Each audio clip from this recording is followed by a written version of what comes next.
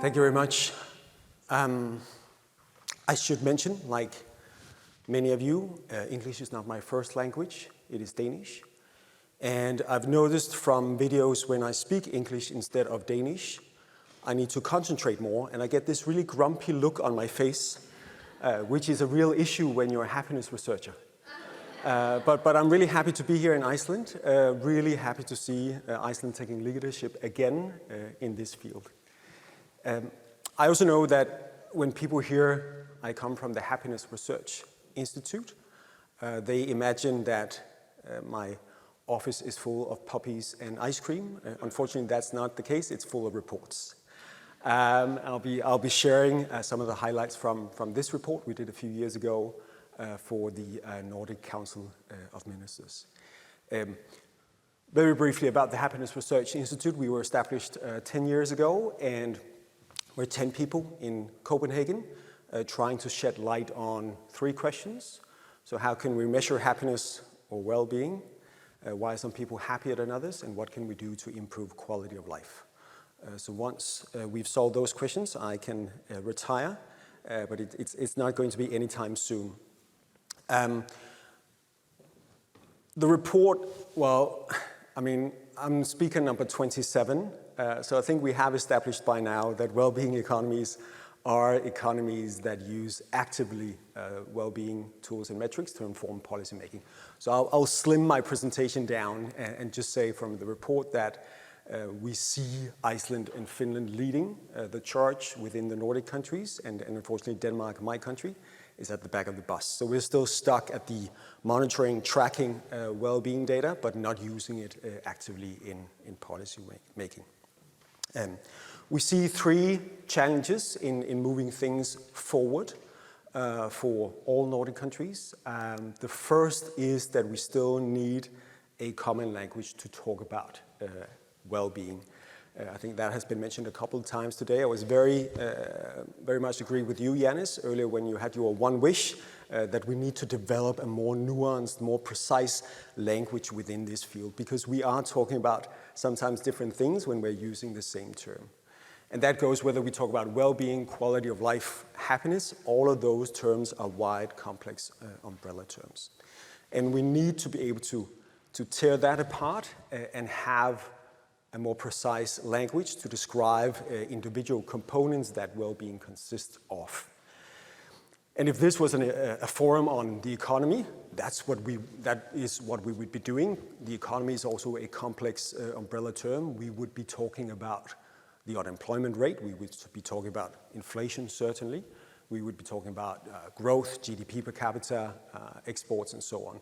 And that gives us a language to talk about, for instance, how is the economy in Iceland doing. So that's also where we need to move in terms of well-being. We need to develop our language and be more precise.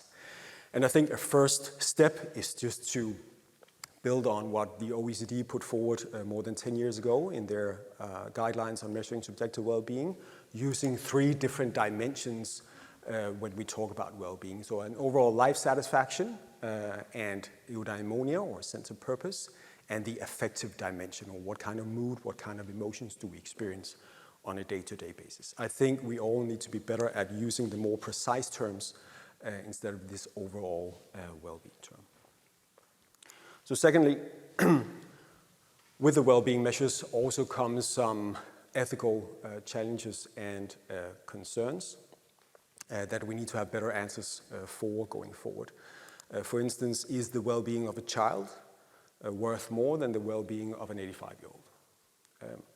In order to answer those questions and have good discussions over those questions, I think we need to look at what have been done within Wellbeing, as Richard Layard called it yesterday, or what we have been calling WALLY,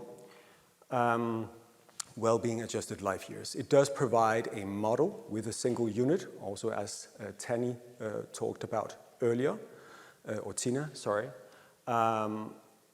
So we have been developing this for a German impact investor, looking at where to put their money if they're interested in impacting quality of life the most for mankind.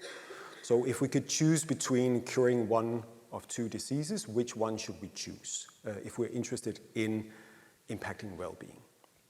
So to give you a concrete example, imagine you have these two cures or these two pills. The red pill is the cure for Parkinson, and the blue pill is a cure for chronic kidney disease. They cost the same to develop. So if we're interested in raising well-being for the humankind, which one should we choose? So how many of you would choose the red pill, Parkinson? It's about 5%. And how many would choose the blue pill? 10%. And so we have 85% saying we need more data on this. And you're right. So what we've been doing is we've been using SHARE data to shed some light on this. So SHARE is the Survey for Health, Aging and Retirement in Europe, a really excellent data set that have been going on for almost 20 years, 150,000 people in 29 European countries, and looking at seniors. And they're asked all sorts of questions within health, but also life satisfaction. And when you follow such a large group of people over such a long period of time, and you do it with seniors, people are diagnosed with all sorts of disease. So we have, for instance, around 1,800 in the study who were diagnosed in the course of the study with Parkinson. So one of them, let's call her Sally, who is in her 50s and usually reports really high levels of life satisfaction. So back in 2011, she reported 10 out of 10 on satisfaction with life. A couple of years later, 9 out of 10, still really high.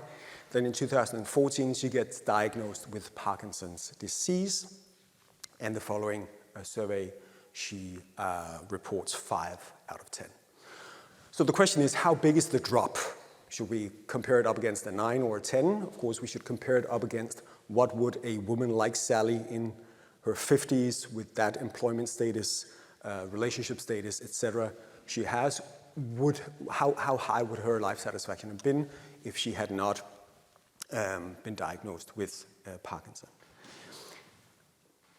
And of course, Sally is just one, but out of 1,800 experiences in being diagnosed with Parkinson. And I think this is a real key. I think we need to hammer home that WALI or WellBe or whatever we choose to label it as builds on people's actual experiences.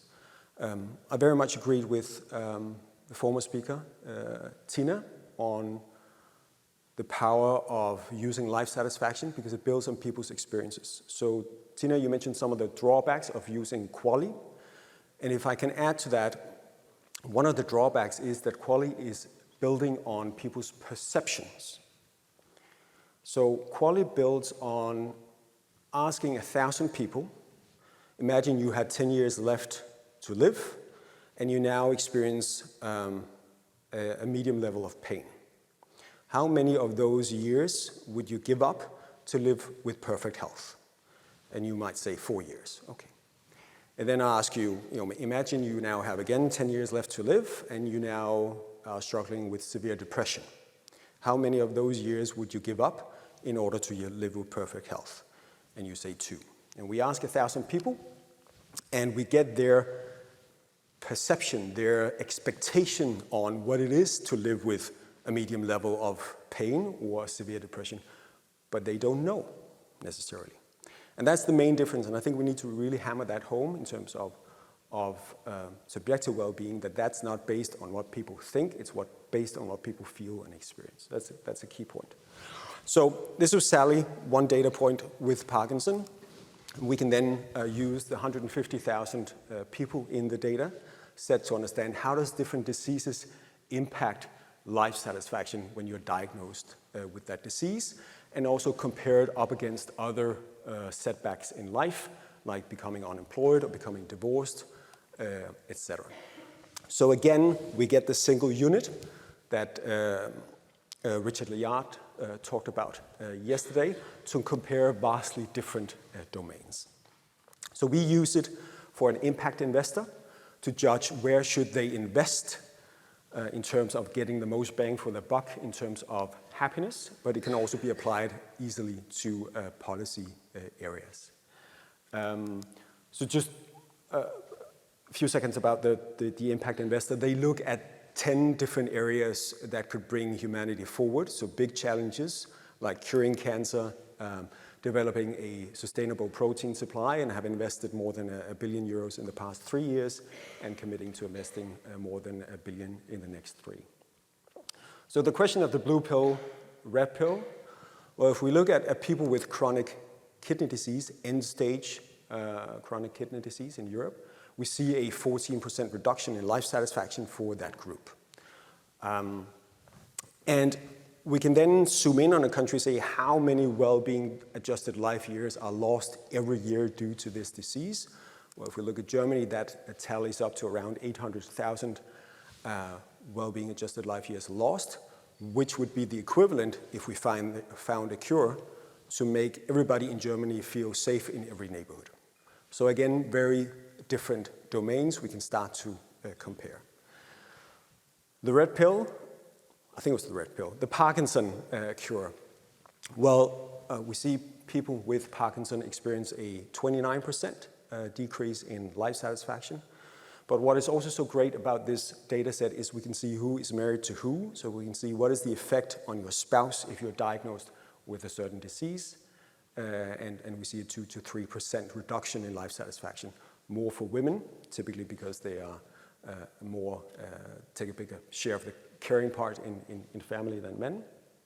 And